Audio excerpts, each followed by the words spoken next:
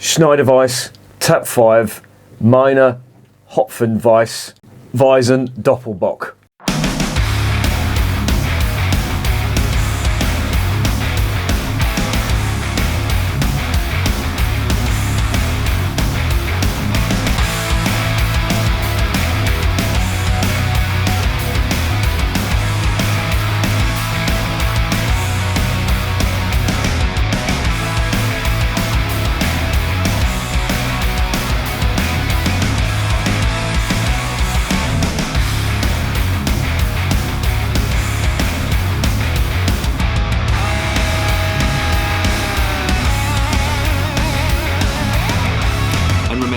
Life is too short to be drinking shitty beer.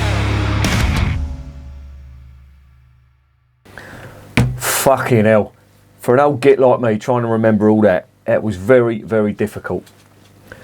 Welcome to another edition of Bands, Bikes and Booze Reviews. Now this is one that I thought I'd reviewed, and it's a beer that I've tried quite a few times, which made me think I'd reviewed it on the channel. But looking on the channel, I actually hadn't done it. So I thought, what can I do about that? I thought, well, I'll fucking buy a bottle and I'll review it. Now, this brewery need no introduction. And I was trying to think, just before I did this video, I was trying to think of a brewer or brewery who has defined a style. And the only one that could really come to mind was Schneider Weisse, because the history and the tradition of brewing wheat beers in Germany, it came to a bit of a halt in the 1600s, and there was, as you know, the purity laws came in, which sort of forbade the use of wheat in beer. However, there was special license granted by the Dopplebock family to brew wheat beer, but it wasn't as big as it used to be, and the style more or less died out until George Schneider tried to remedy that in the 1800s, in 1872 in fact. And I do have a video on the history of Weiss beer or wheat beer in Germany on the channel, so that's going to go into that whole history a hell of a lot more in depth than I'm going to do that here.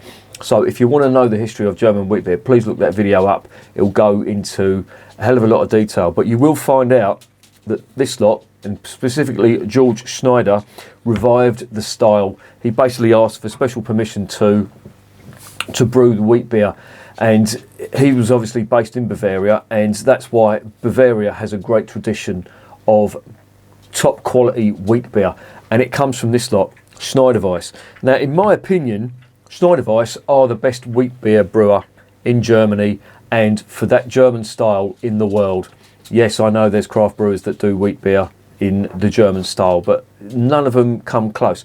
The only one that does, and I've mentioned this quite a lot on the other reviews that I've done, is Weizen. I think they really do some fantastic wheat beers which rival Schneider Weisse, but I just think Schneider Weisse slightly better for me.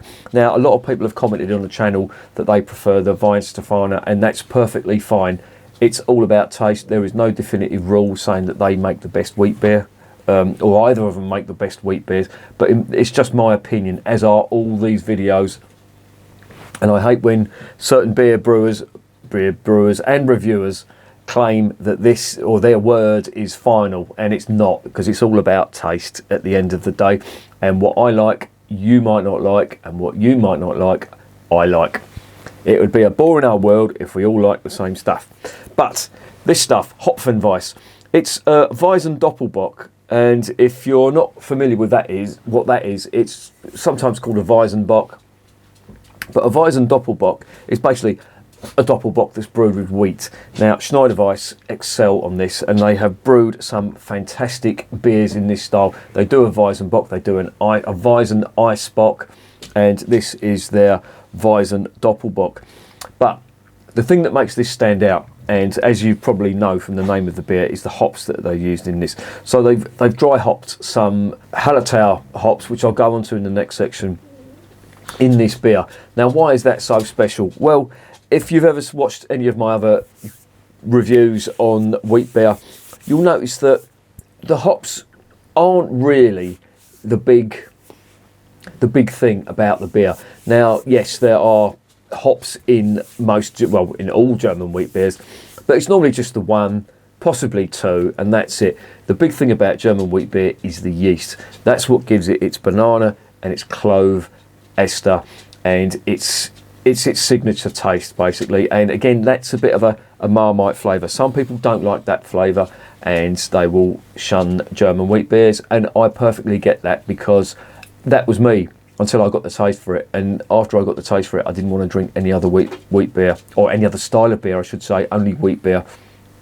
And I actually went through a phase of drinking nothing but wheat beer, various styles of wheat beer. So I don't want to blow my own trumpet, but I do think I can tell you a good wheat beer from a bad wheat beer. I know what to look for, and when I say that, I'm saying it a good one from a bad one.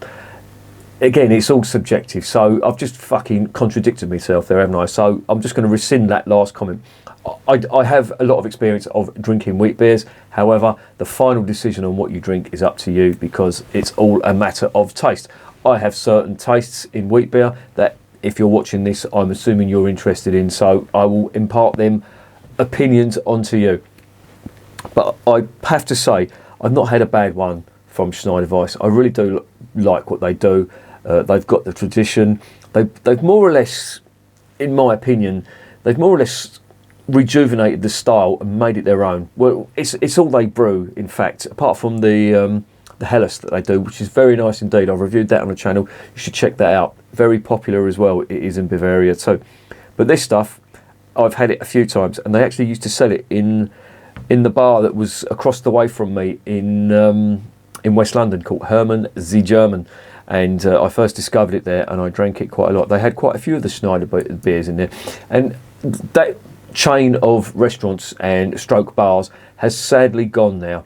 But I don't know who it was, but whoever was buying the beer or choosing the beer had real good quality tasting beer. That was the place I discovered Augustiner. It was the place I discovered Altbier for the first time, the Schlürzer Altbier, which they sold there. I discovered the Eyinger Dunkel, or the Altbayerisch Dunkel as they call it. Two of my favourite beers, Augustiner Helles and the Altbayerisch Dunkel from Eyinger. They had that there. They also had the Augustiner Edelstoff as well, another fantastic beer. Berliner Pilsner they used to sell there, and they had quite a few of the Schneider stuff as well. They had the Crystal Weizen, they had this stuff, they had the Tap 7, the bog standard wheat beer, and various other beers. And I'm just trying to think. They did all the Rothaus beers as well. Really nice stuff from the Black Forest. Really good brewery, the Rothaus. And I've reviewed quite a few of theirs on the channel, and I'm not sure whether I've done all of them. I should revisit that and see if I've done all of them, because I do specifically like their beers. And I also discovered the Paulaner stuff as well there. So they obviously knew what they were talking about when it came to German beer. It was the best of the best, in my opinion. No Hacker Shaw there, unfortunately, but yeah, can't have everything, can ya? Anyway, I'm waffling. Let's get on to the next section.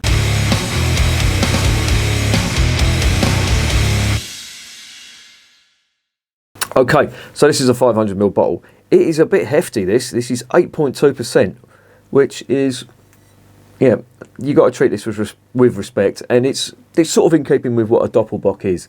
A normal Dopplebock, not a Weizenbock, but this is a Weizen Dopplebock, so I suppose they've combined the two. Now, this is, as I say, 500ml bottle. It has the geographical protected status on there. I don't know if you can see that or not, but all Bavarian beer has that on there, because obviously Bavaria is the beer capital of Germany, as some people would have you believe. I'm sure there's a lot of North Germans out there who would disagree with that, but that's the perception anyway.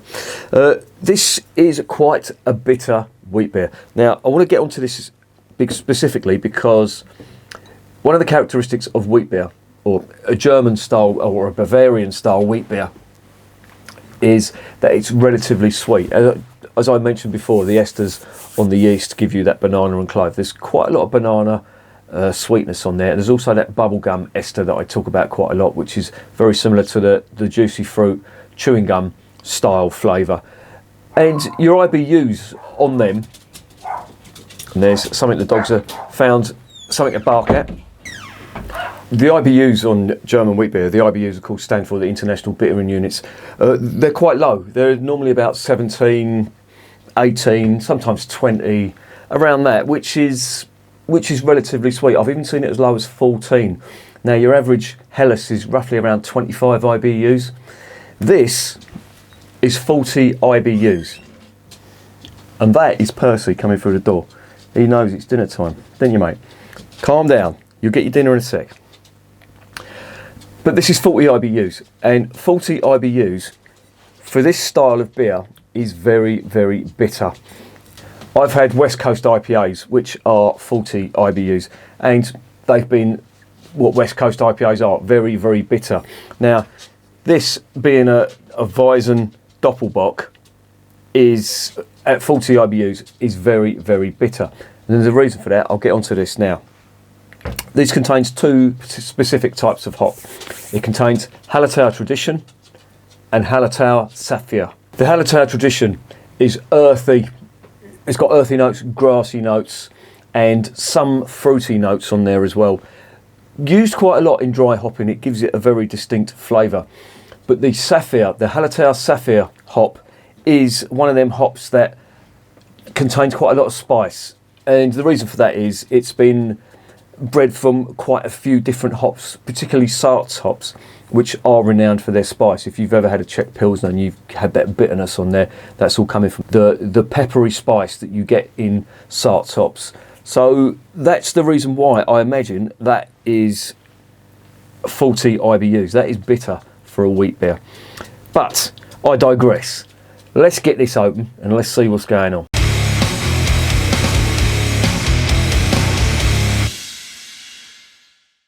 Right, so as I normally do, I pour a little bit out in these wheat beers, and I take a little sniff, because you don't, in my opinion, you don't really get the best from a beer aroma wise if you just pour out the whole lot in one hit. However, with a wheat beer you have to do the whole lot. Now I'm going to attempt to pour this out this way, because this is a new way that a kind subscriber has told me, and I'm not sure whether this is going to work or not, but I will attempt to do it. I did it before in a glass that had a lot more volume, or a lot more capacity. Oh no, this might be all right actually. There you go. And then you just get all the residue in there, and Robert's your father's brother. And that looks like a Bavarian Mr. Whippy. The fuck am I on about? Nice. Oh, blimey, from the bottle.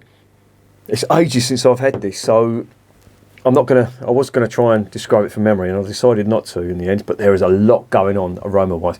I never do this, I never sniff in the bottle, but I'm going to do it on this occasion because that is intriguing. That's almost Belgian-like in its flavour profile. And of course that is the hops. There is a ton of clove on there. There's a lot of herbal and grassy notes. But it really does remind me of a Belgian wit beer. Interesting. What are we getting on here? More of the same. As if there was not going to be more of the same. There's some very nice orange peel coming through here now. And a lot of spice as well. And that spice is black pepper. That's what I'm getting. That's the dominant. And I'm telling you, I'm just realising now why there's some of that Belgian characteristic is the orange zest. That is a characteristic of a Belgian wit. I've got a Belgian wit in there to review actually from a Belgian craft brewer. Watch this space. But that's what's doing it for me. It's the clove and the orange zest that I'm getting from here. Now the orange zest is probably coming from the Hallertau Tradition, because that has got quite a bit of fruit on it as well. But it's nice. Oh, sorry, the Sapphire I think has got some fruit on it too. Some orange and mandarin notes on there. It's really nice. It smells lovely actually. It's not just really nice. It's fucking lovely. Wow. Now, I think it must be at least 2 years since I've had this. So I'm kind of rediscovering this. And it really is the first time I have smelt a wheat beer from Bavaria that reminds me of a Belgian wit beer. Interesting. Anyway, let's get it down the hatch.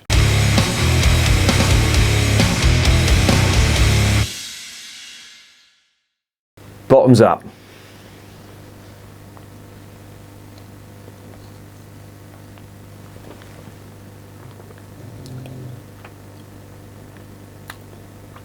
Oh. Oh. That is amazing. So amazing that Percy's fallen asleep and snoring. Oh, that's really good. I am really impressed with this on first mouthful.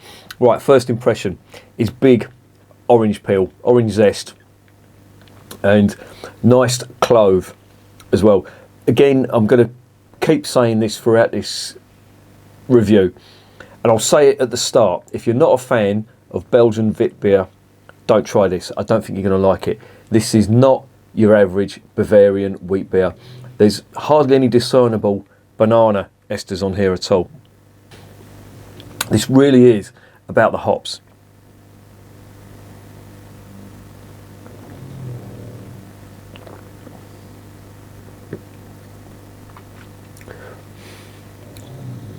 And the finish is really bitter. In the context of a wheat beer, I'm not saying I've had bitters that are more bitter than this, but for a wheat beer, it really will throw you. Well, I'm saying it will throw you. You think you're drinking a Bavarian. I mean, it looks like a Bavarian, doesn't it? But that is very, very similar to an outstanding Belgian wit beer.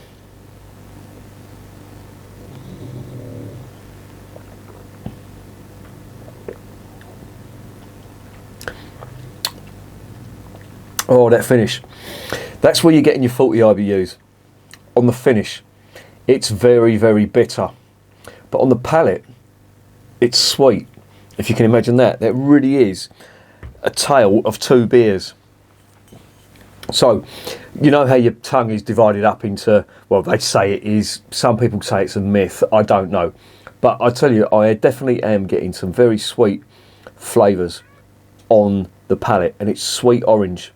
Very nice sweet orange. A little hint of spice on there. But the finish on that, it's very bitter. Now, I would imagine that the hops that have been put into here have been boiled a hell of a lot to give it that real bitter flavour.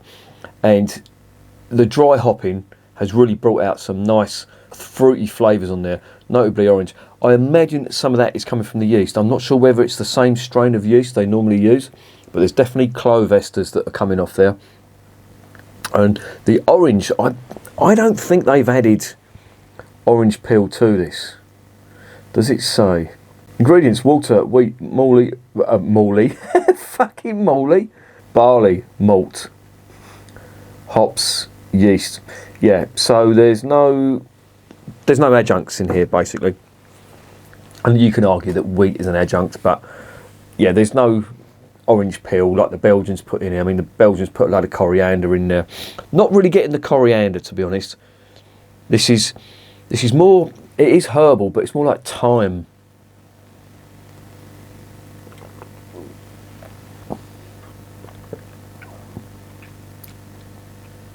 It's super full-bodied. Lovely and sweet on the palate. Sweet orange with some grassy and herbal notes, and then the finish is just pure bitterness. It's pure hop bitterness. Very similar. I know they use Hallertau Tradition and Hallertau Saphir, but you could be fooled into thinking there's some American hops in here. Some of them really fruity, almost New England style American hops, and that's what it's kind of putting me in mind of. If you do like that American style big hoppy flavour, certainly in New England IPAs, and to be honest, that does really look like a New England IPA, you're going to like this, because that's what it's That's what it's doing. But you've got the Belgian element in there as well with the clove, which combined with the orange, which you normally get in the New England style IPAs, there is a bit of more mango in there as well, so there's a little bit of tart flavour on there. But this is very much a sort of a hybrid beer, but it's so interesting. They've taken the best out of every style. Now, as you know, I'm not a massive fan of American style beers. I do like the occasional New England IPA, I'm not going to lie, I do like them styles. The West Coast, I've really got to be in the mood for them. I used to like them when I first started reviewing them, but then when I decided to stop the craft beer reviewing and do all the other stuff, I sort of my sort of liking for them didn't wane, but I just didn't drink them anymore.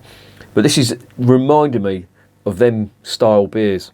Now, if you're a craft beer fan, believe me, you're going to like this. If you like them big, bold, bitter, hoppy flavours, you're going to love this.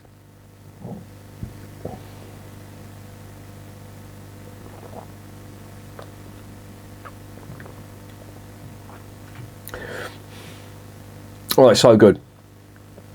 That is so good. It's interesting.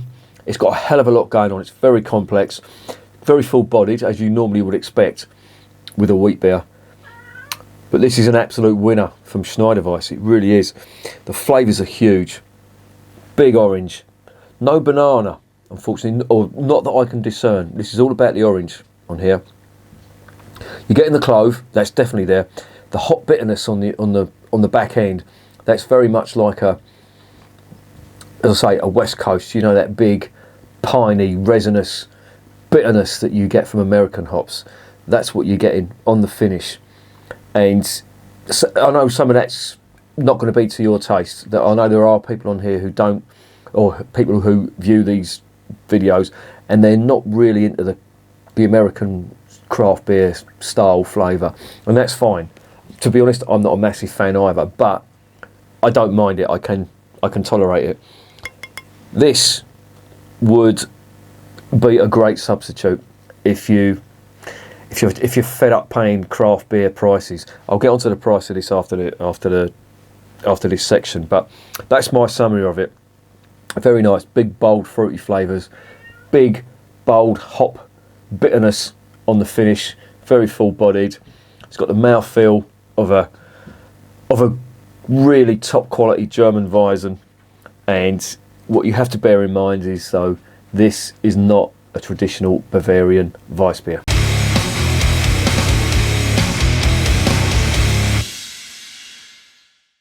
So, notwithstanding all the fucking animals having a go at me because they know it's dinner time, what is the verdict on Schneider Weisse Hopfenweisse Dopplebock? Hopfenweisse Dopplebock, or Meine Hopfenweisse Dopplebock. Yes, it's an absolute killer of a beer. It's very complex. It's not your average German wheat beer. I think they've really done a good job here. And I think when people go to places where this is sold, certainly in Bavaria, they're going to be, I wouldn't say in for a shock, but if you're thinking that you're going to get a big burst of banana, a big burst of clove, then you're going to be sadly mistaken, because this is all about the citrus fruit, the big orange, sweet tangerine or clementine, whatever you want to call it, and that big resinous hot bitterness on the finish. And the two are markedly separate. So on the palate, you're going to get the sweetness from the orange, you're going to get a little bit of spice on there, you're going to get the clove on there as well. The finish is all about the hops, and it's lovely. They've really pulled out all the stops on this one, and the dry hopping on this really does make a difference, because it's introduced so many different flavours. And at 8.2%, you've got to treat this with respect. And the reason being is, obviously 8.2% is going to fuck you up if you drink too much of it. But there is absolutely no trace of ethanol on that whatsoever. That really is some feat. And this is my first beer of the day, and I can feel it going to my head already. God knows how many units are in that, because I was at the docks the other day and he said, how many units? Again, asked me how many units. I went, look mate, forget that, I'll tell you how many pints I drink. So apparently this is about 3 units, which, you know, you're supposed to have 7 units a week or something like that. Something fucking stupid, I don't know. But yeah, that's amazing. That's a fantastic beer. I got this from the House of Trembling Madness, but I'm sure you can get it from other retailers. I'll tell you what the price is. Give me 1 second. I have, unlike my last video with the Flensburger Edel Helles, I didn't have this. Just in case you're wondering, the Flensburger Edel Helles, which I'll give a 10 out of 10, that was £2.50. That was the 330ml. This one, what have we got? Wow, yeah, this is £4.35. Now, here is the crucial question, and this will determine the mark as well. Is this worth £4.35? That's the sort of price you would pay for a craft beer can, 440ml craft beer can. What I'd say to you is, if you like the New England style flavour, if you like the West Coast style flavour, this is I wouldn't say it's as intense as them two beers, but you are getting a little bit of that with a little bit of Belgian Vit thrown in for good measure. £4.35 for 440ml for a West Coast or an East Coast IPA. I think you're better off spending it on this. You get 500ml, you get 8.2%, which, to be fair, some of them New Englands are quite hefty. But this is a fantastic beer from an absolutely fucking legendary brewer. So what mark would I give it? The price is going to be a big factor in this. £4.35 for 500ml. This is not something you're going to be splashing out on and getting like 8 or 9 bottles in, especially not at 8.2%. I'm going to give it an 8.5 out of 10, and the marks I'm taking off is for the price. Now, I don't know why it's so expensive, because the other Schneider bottles are cheaper, but this one for some reason is quite expensive, and that's a shame, because I think people who are fans of Weiss beer should try this at least once. But £4.35, that's a big ask, especially in these times, you know, when people ain't got a lot of money in their pockets. And £4.35 for basically what is a pint of wheat beer is a little bit of an ask. In case you're wondering who that is, that's Tony. He's waiting for his dinner and all. They're all giving me the egg because I ain't fed them yet. It's currently, it's about 5:30 now, and they're normally fed at 5, so that's why they're giving it large. Yeah, so I'm just going to give this an 8.5. I think that's a worthy mark. It's a fantastic beer. The price may put a lot of people off, and I don't blame them either. I'm not going to try and push this saying, oh, you have to try it. You know, it's £4.35, and I think the House of Trembling Madness are probably the most competitive on this. Unless you're over in Germany, you might get this cheaper, or you can get somebody to bring it over for you. But yeah, I'm not going to recommend that you spend £4.35 just to, you know, have a taste of this beer. But if you can, try it. I don't think you'll be disappointed. If you've got a bit of cash and you're not struggling in these times, good luck to you. And if you want to try this, then go for it. But yeah, this will probably be, I wouldn't say my last one, but I'm not going to be buying this in a while. That's just a little bit, I think it's just pushing it over the top a little bit for a 500ml bottle. But there you go. Lovely stuff. And remember, beer is working class champagne.